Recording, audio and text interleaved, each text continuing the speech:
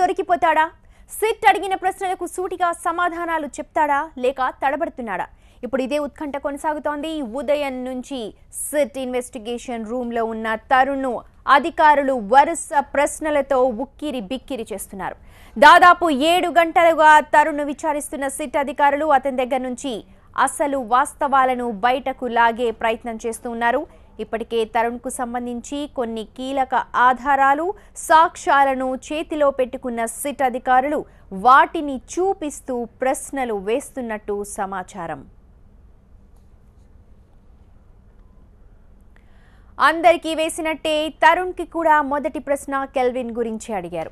Drugs peddler kelvin call లిస్ట్లో మీ పేరు ఎందుకు ఉంది అన్నది మొదటి ప్రశ్న. ఇక రెండో ప్రశ్న అతని పబ్ గురించి. పబ్ ఎన్ని రోజులు నడిపించారు, అందులో ఏ ఈవెంట్లు నిర్వహించారు అని ప్రశ్నించారు. ఇక మూడో ప్రశ్నకు వస్తే పబ్లలో ఎంతమంది ఈవెంట్ ఆర్గనైజర్లతో సంబంధం ఉంది. ఇకపోతే నాలుగో ప్రశ్న ఏ ఈవెంట్ వాళ్ళు డ్రగ్స్ సప్లై చేశారు అని. ఇక ఐదో ప్రశ్నగా నెలలో 15 రోజులు గోవాలో ఎందుకుంటారు. ఇక ఆరో ప్రశ్న గోవాలో డ్రగ్స్ అందించే వాళ్ళు ఎవరు. ఇక ఏడో ప్రశ్న గోవాలోని బీచ్ హౌస్ గురించి. అక్కడ మీరు డ్రగ్స్ తీసుకున్నారా అని సూటిగా ప్రశ్నించారు. సినిమాలు వదిలేసి డ్రగ్స్ దందా చేస్తున్నారా అన్నది ఎనిమిదో ప్రశ్న. ఇక తొమ్మిదో ప్రశ్నగా హైదరాబాద్లో ఉన్న పబ్ ఓనర్లతో మీకున్న సంబంధాలు ఏంటి. ఇక ఆఖరి ప్రశ్న నిజంగానే తరుణ్ని ఉక్కిరిబిక్కిరి చేసింది అని తెలుస్తోంది.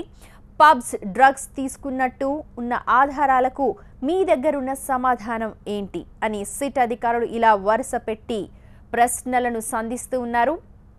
ఇదిలా ఉంటే తరుణ్ నుంచి కూడా సిట్ అధికారులు మెడికల్ శాంపిల్స్ తీసుకున్నారు. మెడికల్ శాంపిల్స్ను టెస్ట్ చేయటం ద్వారా సిట్కు తరుణ్ చెప్పిన సమాధానాలు కరెక్టా కాదా అని నిర్ధారించవచ్చు. అంతేకాదు తరుణ్ డ్రగ్స్ వాడితే ఆ విషయం కూడా బయటకు వస్తుంది మెడికల్ రిపోర్ట్స్ ద్వారా.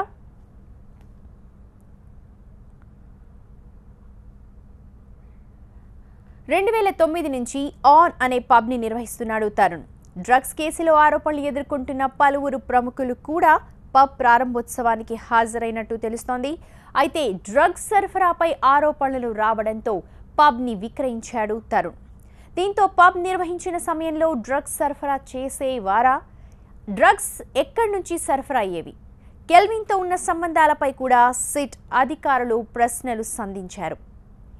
ఇప్పటికే డ్రగ్స్ కేసులో సినీ డైరెక్టర్ పూరి జగన్నాథ్తో పాటు కెమెరామెన్ శ్యామ్ కే నాయుడు, నటుడు సుబ్బరాజును సిట్ అధికారులు విచారించి కీలక సమాచారాన్ని రాబట్టారు.